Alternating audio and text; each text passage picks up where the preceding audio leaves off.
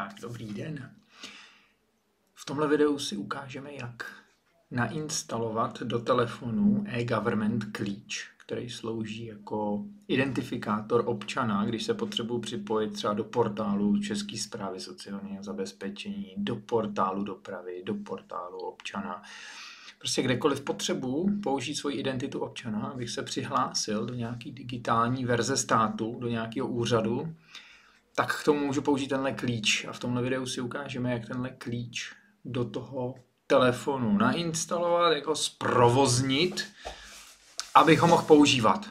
Předpokladem pro tohle video, aby vám to fungovalo, je, že potřebuji mít nainstalovanou tu ikonku v tom telefonu. Já pak ukážu, jaká ikonka to je, až si to budeme nastavovat.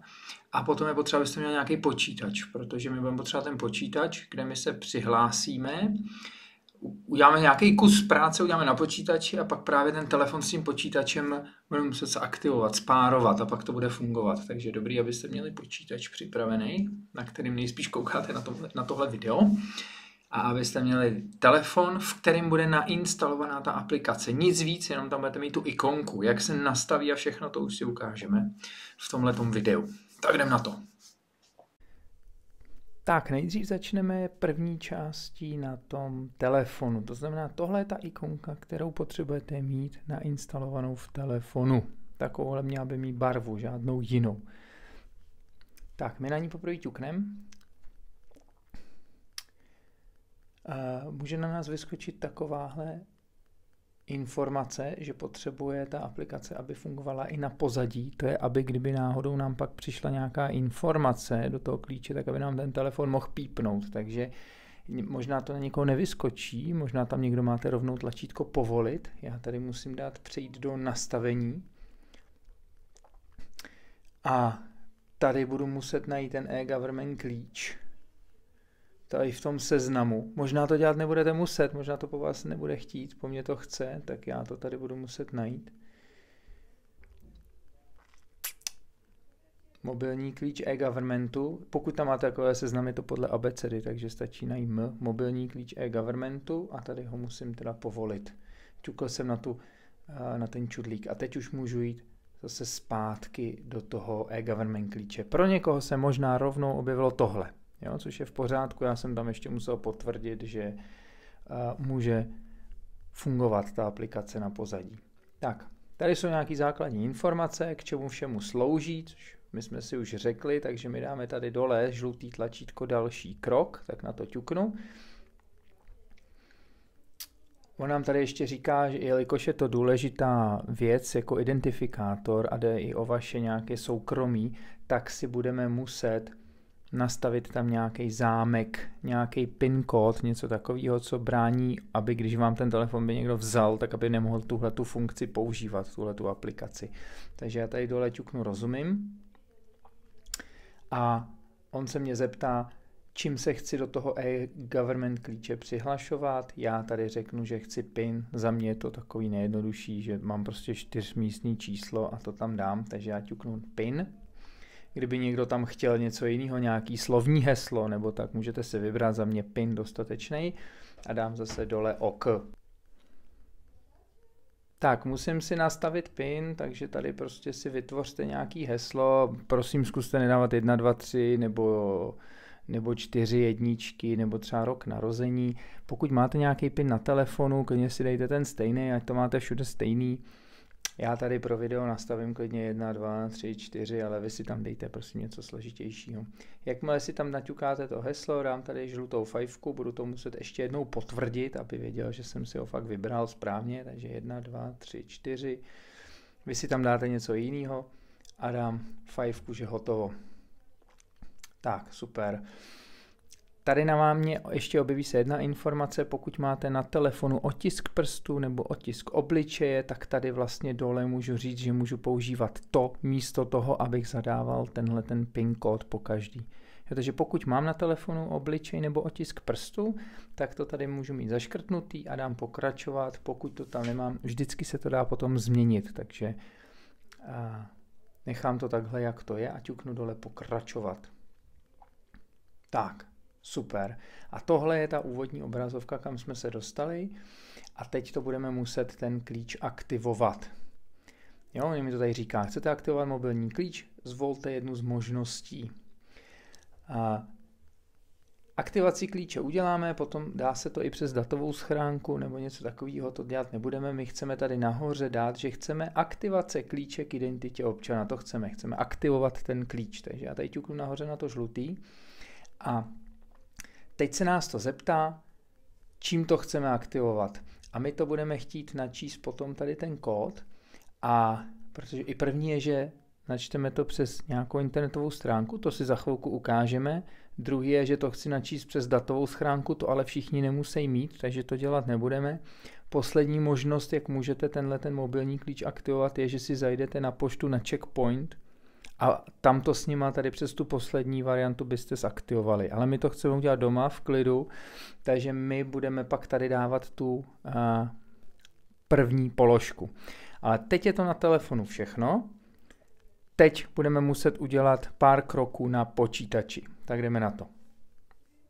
Teď budeme muset udělat pár věcí na počítači. Takže my potřebujeme otevřít internetový prohlížeč, když třeba chodíte na Seznam nebo někam na internet se podívat. Já ho mám tady otevřený. My si tady dáme nová karta. Tady nahoře takový plusko, že chci nová karta, aby se mi otevřela nová karta. Tady do toho proužku nahoře, jak mi bliká ten kurzor, tak tady napíšu e-government klíč. No, nechám to chvilku, abyste si konec to video zastavte, podívejte se, co jsem tam napsal, pak můžete v klidu pokračovat dál. Potřebuji napsat e-government klíč, potom na počítači zmáčknout Enter. Aby mi to našlo, aby se mi takhle objevily internetové stránky, které se týkají toho e-government klíče. A já tady potřebuji najít, tady mezi těma většinou takhle modrý, takovýhle modrý čáry, tak já tady v těchto řádcích potřebuji najít tady to registrace mobilního klíče e-governmentu. Jo, možná někdo to bude mít ještě níž, že si jede tady takhle někde dolů, ale většinou první, druhá položka registrace mobilního klíče governmentu. Tak na počítači tak levou myší na to ťuknu.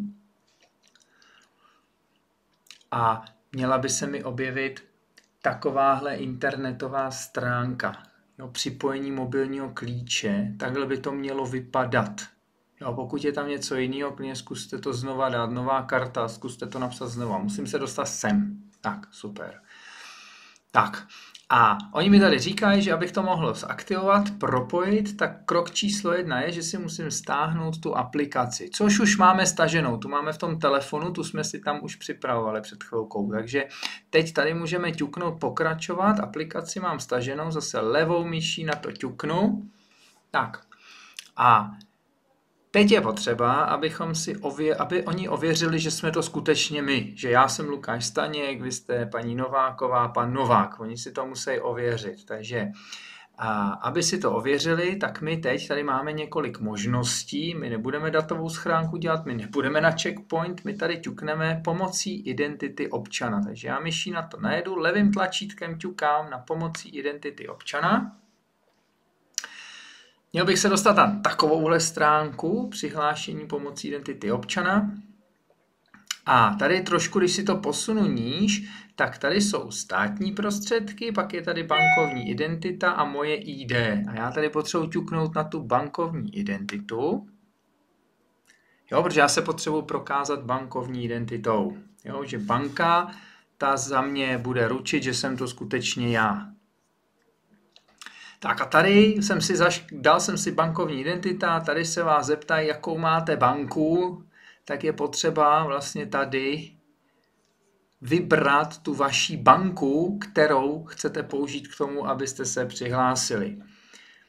No a já mám třeba jednu z možností, co mám je Airbank, já mám Airbank, tak já ťuknu na Airbank, ale pokud máte vy, pokud vaše bankovnictví je Česká spořitelna nebo ČSOB, tak vy si prostě vyberte tu banku, která je ta vaše. Jo, a na to já potřebuji ťuknout levou myší.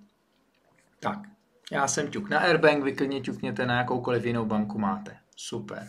A jakmile se dostane to na tu vaši banku, tak je potřeba se do ní přihlásit. Je to úplně stejný postup, jako když se přihlašu do bankovnictví. Tak a pokud jsem se přihlásil do toho bankovnictví, možná jsem to musel potvrdit ještě nějakým klíčem v telefonu nebo nějakým heslem se SMSky, ale jakmile jste se přihlásili do té banky, tak vás to zase hodilo sem, na tuhletu internetovou stránku, kde mi teď i svítí to, že mi ověřili tu totožnost. Jo, ta banka řekla, jo, je to on, když se přihlásil do banky, no tak to je on. Jo, takže teď nás přihlásil do banky a teď už je poslední krok. Musíme to posunout tu stránku trochu níž a tady je připojení mobilního klíče toho e-governmentu. Tak. A co já teď musím udělat je, že musím vzít ten svůj telefon. Takže já teď potřebuji vzít svůj chytrý telefon, dostat se na tu aplikaci toho telefonu, dát tady tu první položku, mám hotovo, načíst kód pro připojení, tak na to ťuknu. Ta aplikace v tom telefonu se mě zeptá, jestli povolím tady e-government, aby mohl odesílat, to dám povolit. Ještě se mě ten klíč zeptá, jestli mu můžu povolit používat foťák a nahrávat videa, to taky dám při používání aplikace, někdo z vás tam možná bude mít povolit, tak na to ťuknu. A zapne se mi foťák. Jo, teď mám telefon, držím ho v ruce a vlastně mám zaplej foťák.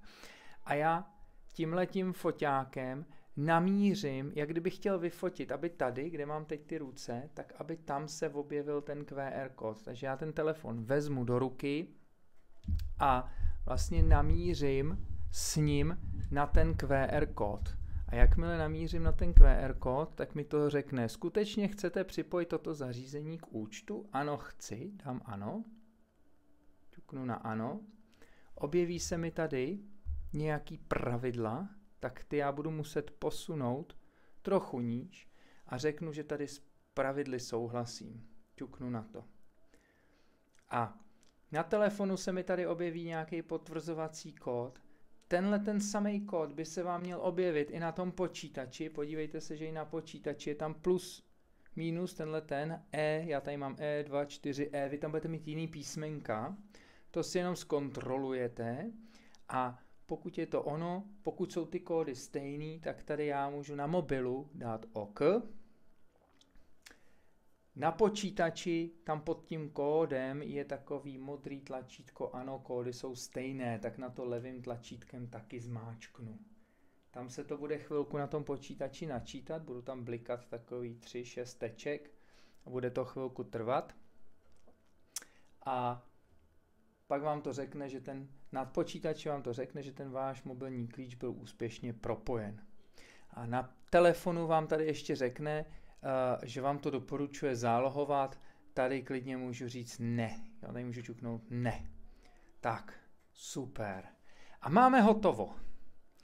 Máme hotovo.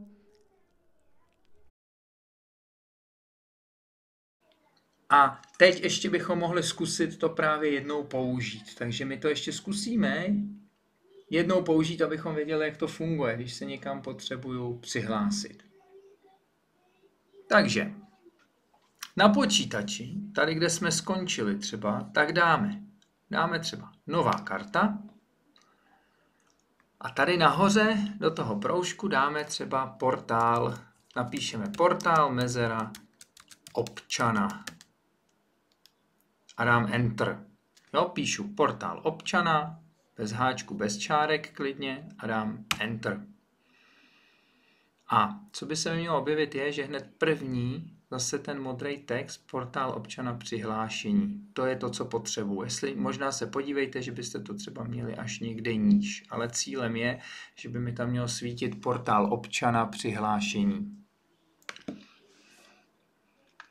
Tak na to já ťuknu a víte, když se přihlašujete do nějaké státní správy, tak to po vás právě chce použít nějakou identitu občana. Jo, tady ji vidím.